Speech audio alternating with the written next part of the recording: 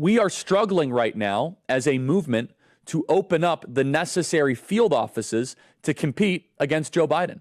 Charlie Kirk, a MAGA operative known for trying to indoctrinate the youth into MAGA-Potamian thinking, is acknowledging they are getting crushed in the ground game.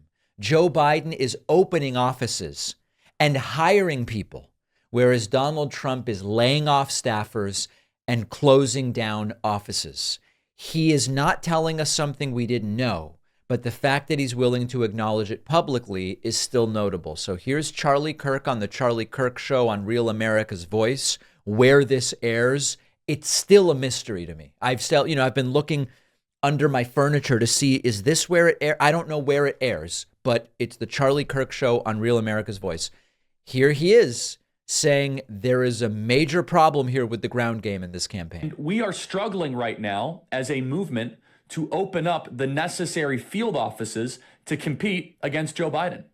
We had Citizen Kane on here, and this is, the Trump campaign is working really hard to fix Rana's mistake. Susie Wiles, Chris LaSavita, they're doing a great job of trying to fix what Rana left them.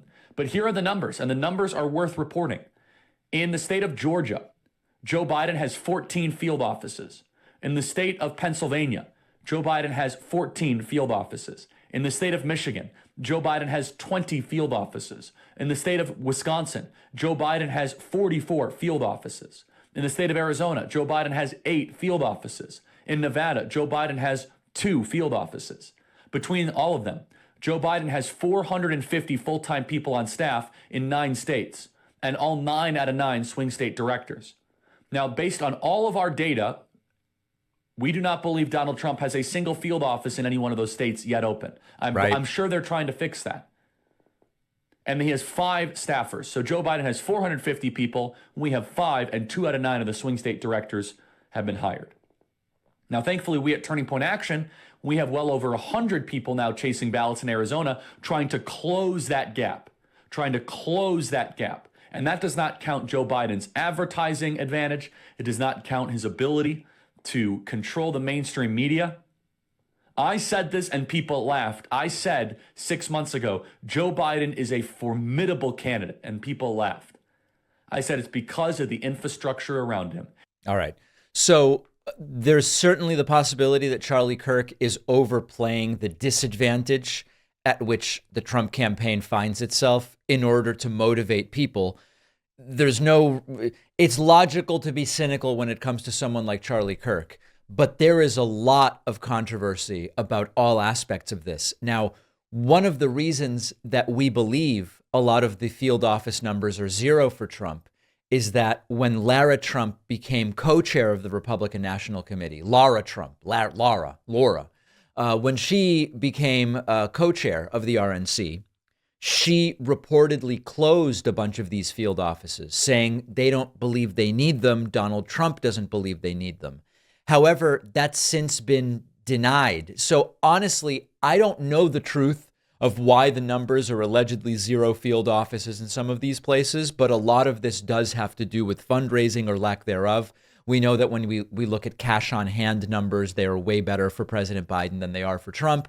We know that Trump has significant expenses when it comes to legal fees and all of the stuff that he's embroiled in right now. So all of this is to say nothing other than the level of organization for Biden seems to be orders of magnitude better than the level of organization for Trump.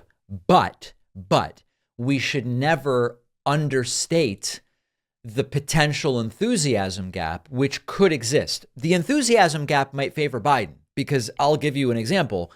I don't go around putting Biden stickers on my car. I don't put a Biden flag on the boat that I don't have or any of this stuff. But I am absolutely committed to voting in November to prevent 4 more years of Trump and to give Joe Biden another 4 years to try to continue the good record with the economy that he has built. So I may not be rah-rah cult-like commitment guy the way a lot of these Trump people are, but I am very committed to doing everything I can to make sure Biden gets reelected and Trump doesn't. We don't know exactly the way the enthusiasm gap is going to go, but if fundraising is a proxy to enthusiasm, That does not look good for Trump. And if door knocking in field offices are a proxy to engagement for the Trump campaign, that's also not looking particularly good. So they know they're potentially in trouble. All of it doesn't matter if we don't get out and vote. And that's exactly what we should plan to do. I've had such trouble finding a great razor where I am not cutting myself or getting those nicks on my skin, which are so common with the cheap disposable razors. You have to meet our sponsor, Henson Shaving. Henson actually manufactures parts for the International Space Station and the Mars rover, and they are bringing that exact same precision engineering to the shaving experience. It hurts when you shave because blades extend too far and thus they wobble slightly. But with their aerospace grade CNC machines, Henson is able to make metal razors that extend just 0.0013 inches. That's less than the thickness of a human hair, which means a secure, stable blade with a vibration-free shave. It also has built-in channels to evacuate the hair and the cream. No more clogs, no more rubbing your thumb on the razor to get the hair out. I use Henson at home. Shaving is a great experience now. Henson wants to be the best razor, not the best razor business, which means you only need to buy it once and it's awesome. Go to hensonshaving.com/Pacman, add a razor and a 100-pack of blades to your cart, then enter the code Pacman to get the 100 blades for free. That is a 3-year supply. The link is down below.